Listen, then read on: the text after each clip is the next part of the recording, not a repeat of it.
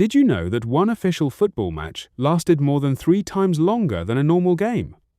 Instead of the usual 90 minutes, the players remained on the pitch for over 3 hours. It sounds impossible today, but this incredible event really happened and became one of the most remarkable records in football history. To understand why this happened, we first need to look at how football matches are decided today. In modern football, a match consists of 2, 4, 5-minute halves. If a knockout game ends in a draw, 2 periods of extra time are played, adding another 30 minutes.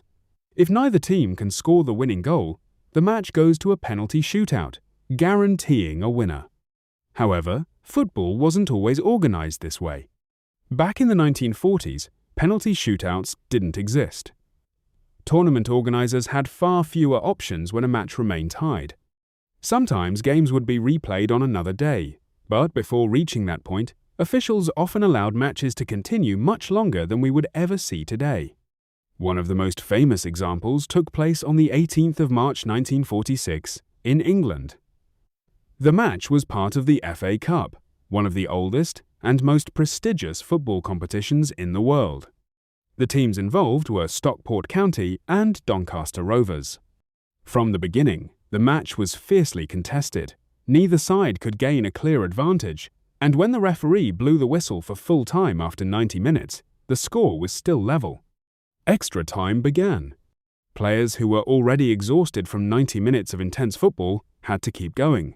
Every sprint became more difficult. Every tackle required more effort. Yet, neither team could find the decisive goal. The match continued beyond what players, officials, and spectators normally expected. Minute after minute passed. The crowd watched in amazement as the game entered territory that almost no football match ever reaches. By this point, fatigue was becoming a major factor.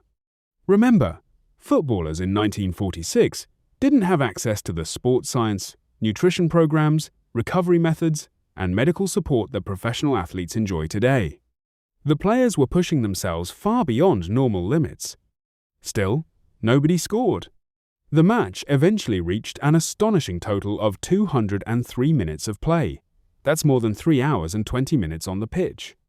To put that into perspective, you could watch 2 complete modern football matches and still have time left over before reaching the same length. Yet despite all those minutes, there was still no winner. So why didn't the game continue even longer? The answer was surprisingly simple: darkness.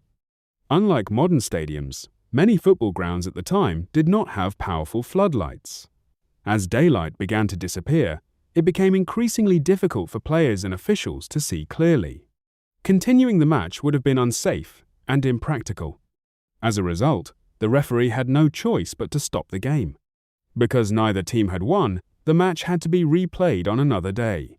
In the replay, Doncaster Rovers finally emerged victorious and advanced in the competition. Although football has seen many dramatic moments over the decades, this match remains one of the most extraordinary examples of endurance in the sport. Modern rules make it almost impossible for a game to last this long.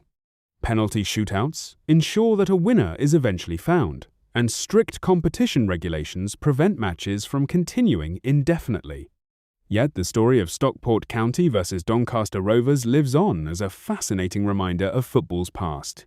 It was a time when players simply kept playing until someone scored or until the sun went down. More than 80 years later, the match still stands as one of the greatest endurance tests ever seen on a football field, proving that sometimes the most unbelievable records are the ones that actually happened.